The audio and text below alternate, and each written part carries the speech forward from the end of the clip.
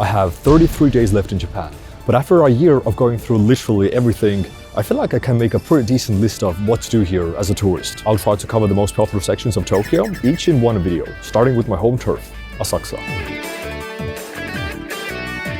A nice and quiet place, and while it can get quite busy and touristy, if you aren't in the hub of tourism and are just one street away from it, it's nice and calm. The downside, or I guess upside for some people, is that there isn't any nightlife here. So when it hits midnight, it's quite empty. Again, good if you want to rest for a full day of tourism thing next day, bad if you want to party all night. Also, I love how the trains easily go to both airports here. It has immensely helped me to travel around Japan, as living in Asakusa means going to airport takes 1 hour each way. Plus, Ueno Station and Tokyo Station are nearby, which have Shinkansen. So traveling is really great here. Since each of these videos in the series, or I guess these areas, is supposed to take 1 day out of a tourist day, instead of providing you a list of different activities or food places, I think it's easier if we go from one end of Asakusa to another. So there's like a little route already planned. Starting with the kitchen street, Kappabashi. If you're interested in pans, pots, knives, Japanese knives, this is the place to go. You can test them out, you can look at them, and it also features plastic foods, as in making your own plastic food.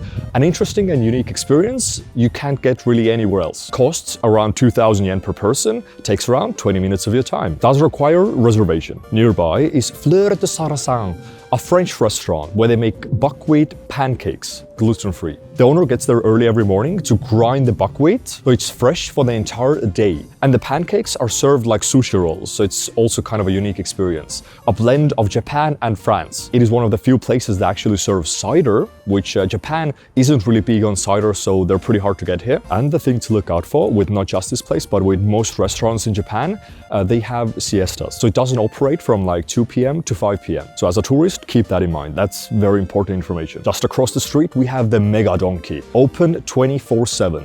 It is your go-to place for souvenirs and weird, wacky Japanese items, as it features stuff that you can't get even in normal stores. The first time I went in, I spent 4 hours there. Rooftop tile smashing, or Kawara tile smashing, is quite fun and unique experience. The only downside is that you're paying for each tile. It doesn't matter if you broke it. So if you break one tile out of a batch of 20, you're still paying for 20. Plus the manager is a bit iffy, but again, very unique experience. So if you have the chance and money, why not? Also, it's only open on the weekends. Keep that in mind. Nearby, there's Kura Sushi and Sushiro, which again, bad for the weekends, and keep that in mind as well if you're a first time in Japan. Weekends are booked out everywhere. If you want to go to Sushiro, doesn't matter where in Tokyo, it's around 2-3 hours wait time on weekends, while during weekdays, it's like 0 to 10 minutes. But if you want some decent sushi, those are the best places to go, as you're getting not only the sushi experience, but also the conveyor belt experience. And the difference between them isn't that big.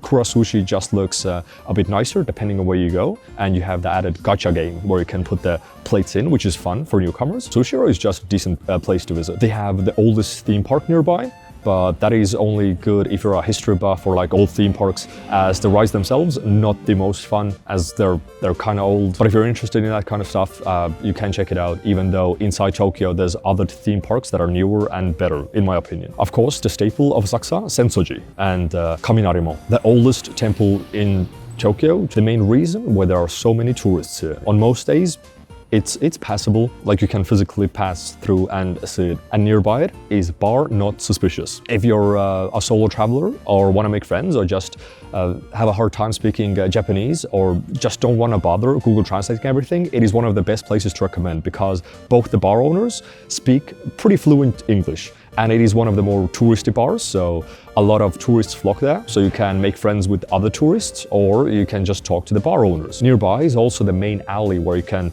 look at the stores. Personally, I'm not the biggest fan of this place, as it's always insanely busy, and I think I can find like more souvenir place anywhere else, but it's still nice to check out, and especially if it's raining outside, it's a nice place to cozy up. And then the Asakusa Underground. A lot of people make a big deal out of it, or the articles that I've seen, but it's just a piece of history that you can visit, see through. It is maybe a good solid 5 minutes of walking, and that's about it. A special thing you can watch, but other than that, not too much special things there. Like, it shouldn't be your main focus to go there. Just if you want to walk through Asakusa and see some cool stuff, that could be like one of the things in your area to do. There's also the ninja bar down there, where the bar owner is a ninja. Though in terms of sakes, as it is a sake bar, they're not the best. They're more on the tourist side, where it's more of a gimmick rather than actually tasting good sakes. But across the road from there is one of my favorite bars here, Public House Zen. I made a documentary about the owner of the bar, and I do feel like it is one of the best places where you can get the authentic Japanese bar experience if you're more on the introverted side, as it is one of the calmest bars I've also been to. As during the weekdays, there's not that many people inside, and you can, if you want to, talk to the bar owners or just hang around, chill, as it has like nice views, nice vibes, but I've done enough yapping about it already. And across the road from Kaminarimon, there's the Tourism Information Center, which is pretty good if you care about information, but that's not what we're talking about here. At the top, there's a free viewing platform, so you have a good view of Skytree and like a side view of Sensoji. But it's free. Why not check it out? You can get some good views there, like a view of the Red Road, or I guess the Orange Street. Orange Street is mostly an aesthetic place. You can take pictures there, it looks good, the streets on the side, one of them a Hello Kitty shop if you care about that.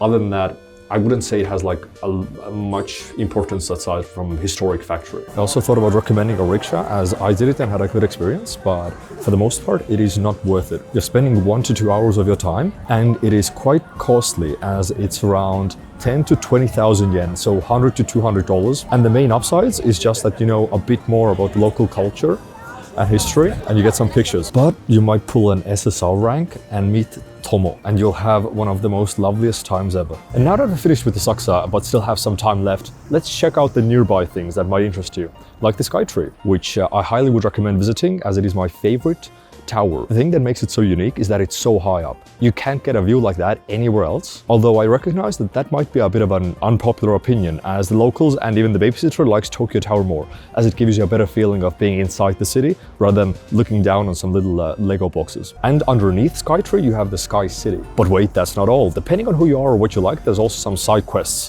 which are even further out, but if you like it, you like it. Like for example, Tobacco and Salt Museum takes around 1 hour of your time, 100 yen. Quite interesting if you like salt or tobacco or history. There's the Hokusai Museum, which is, I think, more expensive, 1,000, 2,000 yen. But if you like ukiyo-e art, then that's for you. There's also the Luggage and Bag Museum.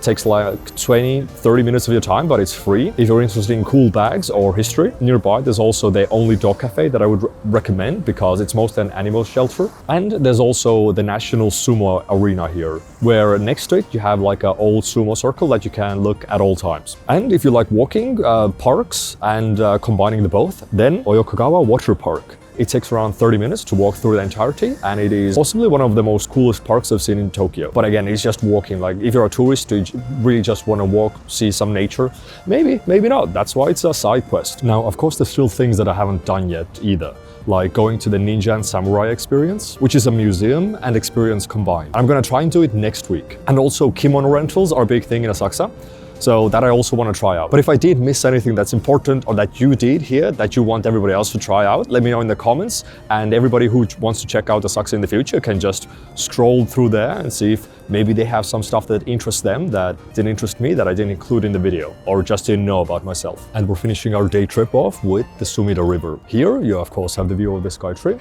the golden poop, and what blows everybody's mind is the golden beer mug, as nobody really thinks it's a beer mug. Neither did I, until you pointed out that the foam is at the top and it looks golden. It's a beer mug. And here we can take the river bus to our next destination, Tokyo's artificial islands, Odaiba, which we'll see sometime next week.